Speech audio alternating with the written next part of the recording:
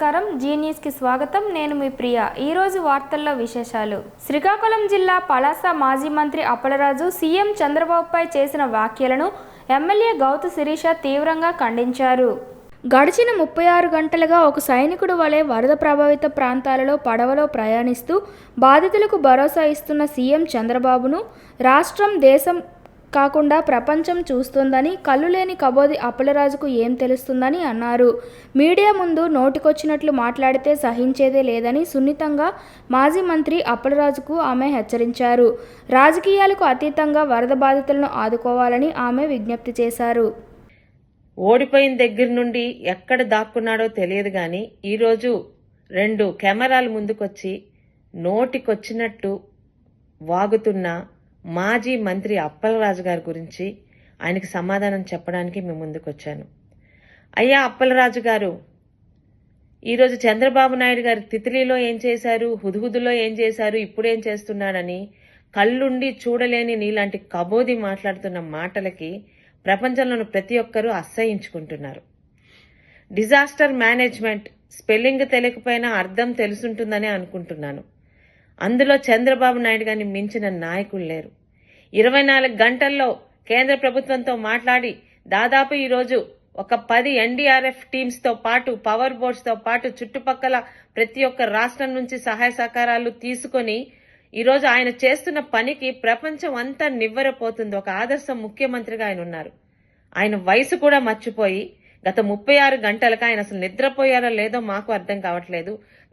గంటకి ఒక మామూలు వ్యక్తిలాగా ఆయన అధికారులతో సమానంగా ఈరోజు పడవేసుకొని ప్రతి ఒక్క వీధికి, ప్రతి ఒక్క ఇంటికి వెళ్లి ప్రతి ఒక్కరికి కూడా అమ్మ మీరు భయపడొద్దు, 24 గంటల్లో సాధారణ పరిస్థితికి తీసుకొస్తాను, మీతో నేను ఉన్నానని ప్రతి గడపకి ఆయన ఈరోజు ఇస్తున్న భరోసా ప్రతి ఒక్కరి మనసుల్ని కదిలించి వేస్తుంటే నోటికొచ్చినట్టు మాట్లాడతావా?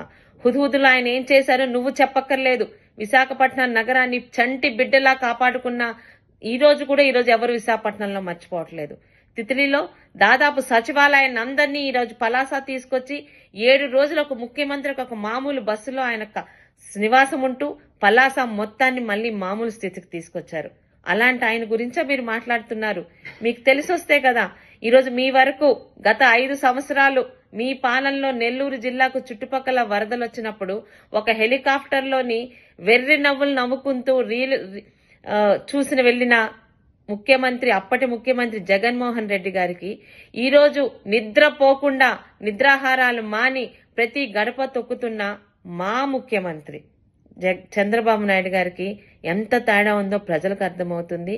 దయచేసి అనవసరంగా కెమెరా ఉంది కదా నోటుకొచ్చినట్టు మాట్లాడితే నాతో పాటు ఏ తెలుగుదేశం కార్యకర్త ఇంతకు ముందులాగా కాముగా ఉండరని మీకు సున్నితంగా హెచ్చరిక చేస్తూ, చంద్రబాబు నాయుడు గారు ఎలా కష్టపడుతున్నారో రాష్ట్రంలోనే కాదు, దేశంలోనే కాదు, ప్రపంచంలో కూడా ఈరోజు మీడియా నుంచి చూస్తున్న మనిషి అన్న ప్రతి ఒక్కడికి, మెదడున్న ప్రతి ఒక్కడికి అర్థమవుతుంది. మరి మీలాంటి పశువులకి ఎందుకు అర్థం కాదో మీరు మనుషుల పశువుల మీ ఇంగిత జ్ఞానానికే వదిలివేస్తూ ఫస్ట్ అండ్ లాస్ట్ వార్నింగ్ ఇస్తున్నాను అప్పలరాజు గారు. చంద్రబాబు నాయుడు గారి గురించి మాట్లాడేటప్పుడు నోటిని అదుపులో పెట్టుకోమని మీకు సున్నితంగా హెచ్చరిక చేస్తూ మీ సోదరి గౌతు శిరీష. గ్రామ స్థాయిలో శాంతి భద్రతలకు భంగం కలిగించే వ్యక్తులు, పాత నేరస్తులు, అనుమానిత వ్యక్తుల కదలికలు, మద్యం, గంజాయి, నాటుసారా క్రయ విక్రయాలు, వినియోగం, క్రైమ్ ప్రోన్ ప్రదేశాలు, జోదం వంటి అసాంఘిక కార్యకలాపాల నిర్వహణ సమాచారాన్ని ఎప్పటికప్పుడు అందించాలని మహిళా పోలీసులకు శ్రీకాకుళం సబ్ డివిజన్ పోలీస్ అధికారి వివేకానంద్ సూచించారు. శ్రీకాకుళం జిల్లా ఎస్పీ శ్రీ కేవి మహేశ్వర్ రెడ్డి ఆదేశాల మేరకు మంగళవారం ఉదయం శ్రీకాకుళం పట్టణంలోని ఆనందమయి ఫంక్షన్ హాల్లో మహిళా పోలీసులతో డీఎస్పీ ముఖాముఖి నిర్వహించారు. ఈ సందర్భంగా డీఎస్పీ వివేకానంద్ మాట్లాడుతూ, వినాయక చవితి ఉత్సవాలు, మండపాలు ఏర్పాట్లు, నిమజ్జనం వివరాలు కమిటీ సభ్యులు మాట్లాడి ఎటువంటి అవాంతరాలు, అసంఘటనలు జరగకుండా ప్రశాంతంగా వినాయక చవితి ఉత్సవాలు జరిగేలా చూడాలన్నారు. ఉత్సవాల్లో గ్రామాల్లో అల్లరి సృష్టించే వ్యక్తుల వివరాలు ముందస్తుగా గుర్తించి సంబంధిత పోలీసు అధికారులకు తెలపాలని పేర్కొన్నారు. సమస్యాత్మక ప్రాంతాలను గుర్తించి నేరాల నియంత్రణకు కృషి చేయాలన్నారు. అసాంఘిక కార్యకలాపాల నిర్వహణపై సమాచారం అందించిన వ్యక్తుల వివరాలను గోప్యంగా ఉంచుతామని చేస్తామని తెలిపారు. అంకిత భావంతో విధులు నిర్వహించి ప్రజలకు పోలీసులకు మధ్య వారధిగా వ్యవహరించి ప్రజారక్షణకు మహిళల భద్రతకు కృషి చేయాలన్నారు. నేరరహిత సమాజం కొరకు బాధ్యత క్రమశిక్షణతో పనిచేసి జిల్లా పోలీసు శాఖ సేవలు ప్రజలకు అందుబాటులోకి తీసుకువెళ్లాలి.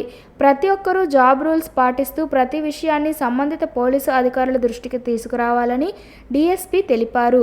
ప్రజలతో మంచి సంబంధాలు ఏర్పరచుకొని ఎప్పటికప్పుడు సమస్యలను తెలుసుకొని స్థానిక పోలీసుల దృష్టికి తీసుకురావాలని, డొమెస్టిక్ వైలెన్స్, భూ వివాదాలు, అసాంఘిక కార్యకలాపాలు వంటి అంశాలపై ప్రత్యేక దృష్టి సారించాలని, జాతరలు, పండుగల్లో నాటుసారా, గంజాయి క్రయ విక్రయాల సమాచారాన్ని ఎప్పటికప్పుడు పోలీసులకు తెలపాలని సూచించారు.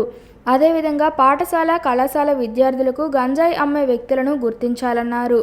మహిళలపై జరుగుతున్న నేరాలు, అసాంఘిక కార్యకలాపాల వల్ల కలిగే దుష్ప్రభావాల గురించి అవగాహన కల్పించాలని తెలిపారు. గ్రామాల్లో ప్రశాంతమైన వాతావరణం నెలకొనేలా ప్రతి ఒక్కరూ పాటుపడాలని మహిళా పోలీసులకు ఆయన హితవు పలికారు. ఈ కార్యక్రమంలో శ్రీకాకుళం పోలీస్ సబ్ డివిజన్ పరిధిలో ఉన్న పోలీస్ అధికారులు, సిబ్బంది పాల్గొన్నారు. ఉన్నటువంటి జిఎంఎస్ కేసు తోటి మొట్టమొదటిసారిగా ఇవాళ మీటింగ్ హోల్డ్ చేయడం జరిగింది. వీళ్ళు మహిళా పోలీసులను కూడా మేము పిలుస్తూ ఉంటాము. వీళ్ళందరూ కూడా మాకు గ్రామ స్థాయిలో బాగా పనిచేయడానికి, అన్ని డిపార్ట్మెంట్తో కోఆర్డినేషన్తో ఉండడానికి, మాకు సరైన సమాచారం ఇవ్వడానికి వీళ్ళందరూ కూడా ఎంతో కష్టపడి పనిచేస్తున్నారు. వాళ్ళందరితోటి ఇక్కడ ఉన్నటువంటి ఆఫీసర్లందరం కూడా ఈ మా సబ్ డివిజన్లో కొత్తగా వచ్చిన వాళ్ళమే. సో ఫస్ట్ టైం ఇంటరాక్ట్ అవ్వాలనే ఉద్దేశంతో మా సబ్ డివిజనల్ పోలీస్ ఆఫీసర్స్ అలాగే జిఎంఎస్ కేసు తోటి ఈరోజు ఇంటరాక్షన్ అయ్యాం.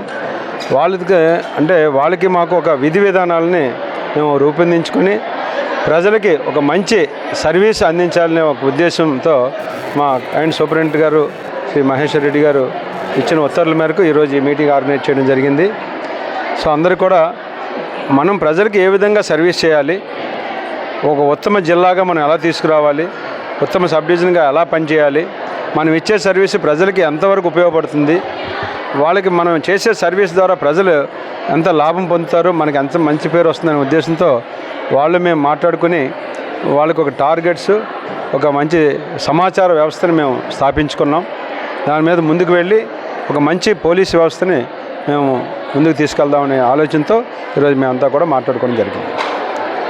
ఏపీ ఎన్జీఓ ప్రభుత్వాలతో భాగస్వామ్యం అవుతూ ప్రభుత్వం ఇచ్చే ఆదేశాలను పాటించడం జరుగుతోందని ఏపీ ఎన్జీఓ సంఘ రాష్ట్ర ప్రధాన కార్యదర్శి చౌదరి పురుషోత్తం నాయుడు అన్నారు.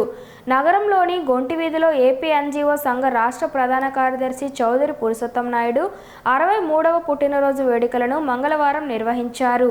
ప్రభుత్వ, ప్రైవేటు ఉద్యోగులు, ప్రజాప్రతినిధులు, ప్రముఖులు పురుషోత్తం నాయుడుకు పెద్ద ఎత్తున పాల్గొని పుట్టినరోజు శుభాకాంక్షలు తెలిపారు. ఈ సందర్భంగా ఆయన మాట్లాడుతూ ఏపీ ఎన్జీఓ సంఘానికి రాజకీయ పార్టీలతో సంబంధం లేదన్నారు. తాము ప్రభుత్వ ఉద్యోగులమని, ఆ ప్రభుత్వం ఆ ముఖ్యమంత్రి ఇచ్చే ఆదేశాలను పాటించాల్సి ఉంటుందని చెప్పారు. తమిళనాడు, పశ్చిమ బెంగాల్ వంటి రాష్ట్రాలలో రాజకీయ పార్టీలతో ఉద్యోగ సంఘం ఉంటాయని, ప్రభుత్వాలు మారినప్పుడు ఆ సంఘాలు ఇబ్బందులు పడుతుంటాయని, ఆయా పార్టీల నాయకులు ఇబ్బందులు పెడుతుంటారని తెలిపారు. కానీ ఇక్కడ ఏపీ ఎన్జీఓ సంఘం చాలా తటస్థంగా ఉంటుందని తెలిపారు. ఏ ప్రభుత్వం వచ్చినా మనం ఆ ప్రభుత్వంతో కలిసి పనిచేసే మద్దతుకు ముందు సాఫీగా కొనసాగిపోతుందన్నారు. సీఎంతో దగ్గరగా ఉండడం వలన ఈ పార్టీ ఏమో అని ముద్ర వేయడానికి కొంతమందికి అవకాశం ఉంటుందని తెలిపారు. కానీ మనకి ఏ సమస్య పరిష్కారం కావాలన్నా ముఖ్యమంత్రి ప్రధానం. ఎవరు ముఖ్యమంత్రిగా ఉంటే వాళ్ళతోనే మనం ఉండాల్సిందేనని స్పష్టం చేశారు. ఆ ముఖ్యమంత్రి ఏ పార్టీకి సంబంధించిన వారైనా ఉద్యోగులకు సంబంధించి సౌకర్యాలు కల్పించాల్సిందే ముఖ్యమంత్రేనని, కాబట్టి వారికి దగ్గరగా ఏపీ ఎన్జీఓ ఉంటుందని వివరించారు. మనం ప్రభుత్వ ఉద్యోగులం, ప్రభుత్వానికి సహకరిస్తేనే మన సమస్యలు పరిష్కారం అవుతాయని తెలిపారు. ఉద్యోగులకు వ్యతిరేక నిర్ణయాలు చేసినప్పుడు ప్రభుత్వాలతో పోరాటం చేస్తుంటామని అన్నారు. ఏపీ ఎన్జీఓ సంఘానికి ఎన్నో పోరాటాలు చేసిన అనుభవం ఉందని తెలిపారు. అయినప్పటికీ ఏపీ ఎన్జీఓ సంఘం అనేది అంత గొప్ప సంఘం కాదని, అంత గొప్ప సంఘానికి ఒక ప్రధాన కార్యదర్శిగా ఉండడం అనేది కూడా ఎంతో హోదాతనాన్ని ఇస్తుందన్నారు. తన 39 ఏళ్ల సర్వీస్లో కమర్షియల్ ట్యాక్స్ శాఖలో బాధ్యతలు నిర్వహిస్తూ వచ్చానని, తన శాఖతో పాటు అన్ని శాఖలకు చెందిన ఉద్యోగుల సహకారంతో ఏపీ ఎన్జీఓ రాష్ట్ర ప్రధాన కార్యదర్శిగా వెళ్లడం ఎంతో ఆనందంగా ఉందని తెలిపారు. అందుకు సరిపడే అడుగులు సాయంత్రం నాయకత్వం జరగాలని నేను కోరుతూ నేను ఇచ్చిన సహకారం అందిస్తాను, మీరు మెటీరియల్ ఇస్తే దయచేసి. Thank you so much sir. అంటే అదే మీ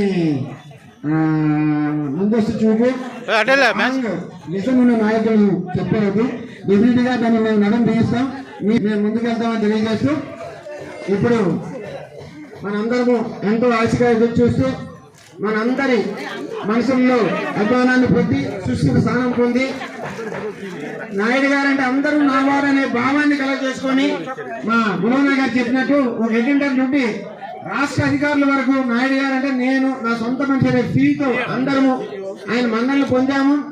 ఇది మనకి ఇది 62, 63 కూడా ఎక్కడ కాకుండా ఒక పెద్ద వేదికలో మనం జరపాలి. అలాగే ఆయన రిటైర్మెంట్ కూడా మనం తలపెట్టాలని, అలాగే గురువునా గారు చెప్పిన ఆ గ్రంథస్థానికి మా వంతు చేయాలని నిర్దిస్తామని తెలియజేస్తూ కోరుతున్నాను. వాయిస్ రావాలి కదా, వాయిస్ రావాలి కదా, చిన్న మాటలు అయిపోయినాయిలే, నేను నడతాను కదా. ఈనాటి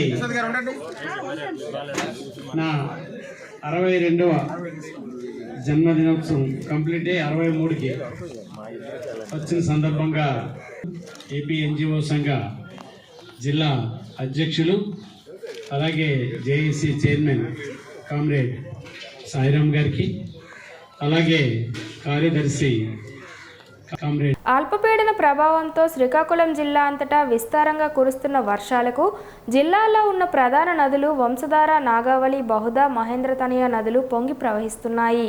శ్రీకాకుళం జిల్లా అంతటా మంగళవారం ఉదయం నుండి ఎడతెరపు లేని వర్షాలకు జిల్లా అంతటా తడిసి ముద్దయింది. శ్రీకాకుళం నగరంలో ఉన్న నాగావళి నది పొంగి ప్రవహించడంతో నదీ తీర ప్రాంతవాసులు తీవ్ర ఆందోళన చెందుతున్నారు. ఈ నెల 5వ తేదీన మరో అల్పపీడనం ఉందని వాతావరణ శాఖ హెచ్చరికలు జారీ చేయడంతో జిల్లా వాసులు తీవ్ర ఆందోళన చెందుతున్నారు. ఖరీఫ్ సీజన్ ప్రారంభ దశలో ఇట్లాంటి విపత్తు రావడంతో భవిష్యత్తును తలుచుకుని రైతులు భయాందోళన చెందుతున్నారు. రాష్ట్రంలో అత్యధిక శాతం మత్స్యకారులు ఉన్న శ్రీకాకుళం జిల్లాలో గత వారం రోజులుగా వాయుగుండం కారణంగా వేట నిషేధం అమలు చేయడంతో గంగపుత్రులు కలత చెందుతున్నారు. జిల్లాలో గ్రామీణ ప్రాంతాల్లో రహదారులు పూర్తిగా దెబ్బతిన్నాయి. వజ్రపు కొత్తూరు, మందస, కవిటి, కంచిలి, పాతపట్నం, మెలియాపుట్టి, సారవకోట వంటి మండలాలకు బస్సులు రాకపోకలు స్తంభించాయి.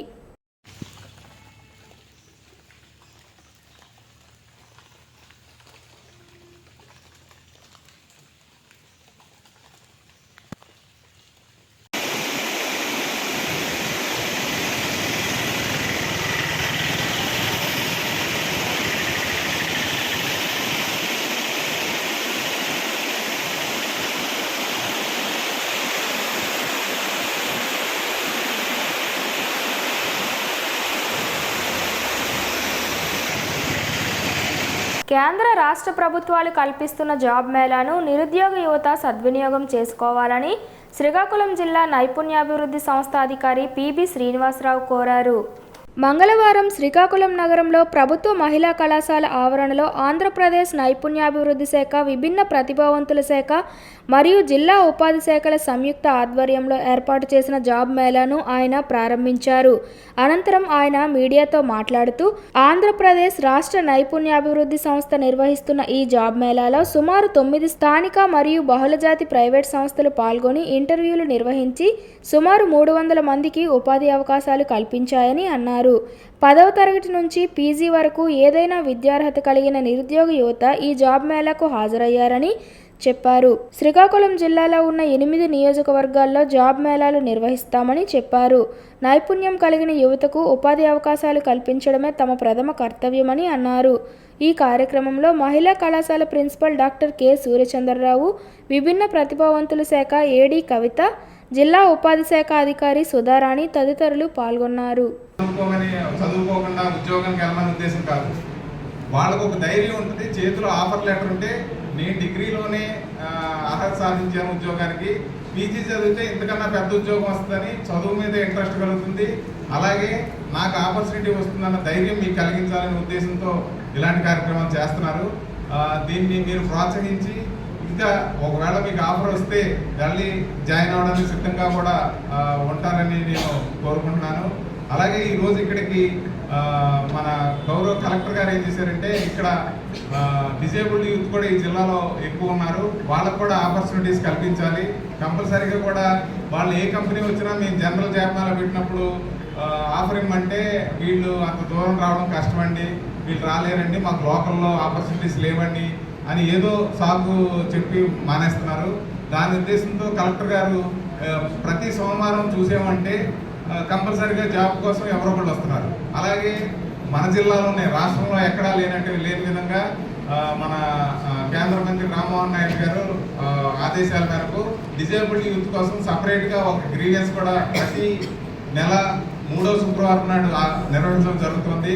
దాంట్లో కూడా ఎక్కువ మంది యువత, నిరుద్యోగ యువత ఎవరైతే విభిన్న ప్రతిభావంతులు ఉన్నారో వాళ్ళు మాకు జాబ్ ఆపర్చునిటీస్ కావాలని వస్తున్నారు.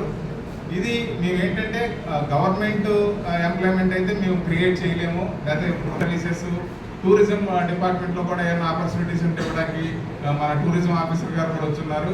వీటిలన్నిటికీ మెయిన్ ఎడ్యుకేషన్ కాబట్టి ఈ డిగ్రీ వాసవి వారోత్సవాల సందర్భంగా 3వ రోజు వాసవి క్లబ్ శ్రీకాకుళం, వనితా శ్రీకాకుళం క్లబ్ల సభ్యుల సహకారంతో మంగళవారం స్థానిక ద్వారకా నగర్లో గల ఖ్యాతి ఓల్డేజ్ హోమ్కు నిత్యావసర సరుకులను అందజేశామని సభ్యులు తెలిపారు. అలాగే బెహరా మనోవికాస కేంద్రాన్ని కూడా అందించామని, వాసవి వారోత్సవాల సందర్భంగా సేవలు కొనసాగిస్తామన్నారు. అనంతరం వృద్ధాశ్రమం నిర్వాహకులు ఆర్ శ్రావణి, బెహరా మనోవికాస కేంద్ర నిర్వాహకులు శ్యామల వాసవి సేవలను కొనియాడుతూ కృతజ్ఞతలు తెలిపారు.